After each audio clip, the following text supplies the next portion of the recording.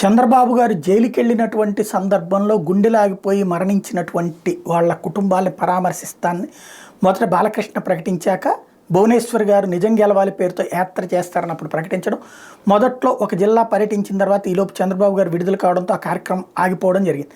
ఆ తర్వాత మళ్ళీ భువనేశ్వర్ గారి కార్యక్రమాలు ప్రారంభించారు. ఆ మధ్యన మళ్ళీ ఇప్పుడు భువనేశ్వర్ గారు బాధ్యతాయుతంగా తిరుగుతూ ఉన్నారు.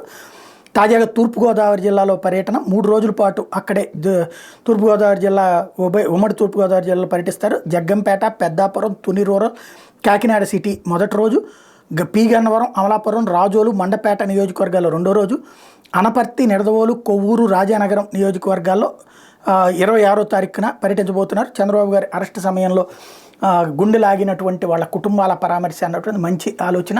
ఏదైతే వాళ్ళ కుటుంబాలకు 3 లక్షల రూపాయలు చెప్పిన పరిహారం ఇవ్వడం కూడా బాధ్యతాయుతమైనటువంటి పని చేస్తున్నందుకు ఆమెను అభినందించాలి.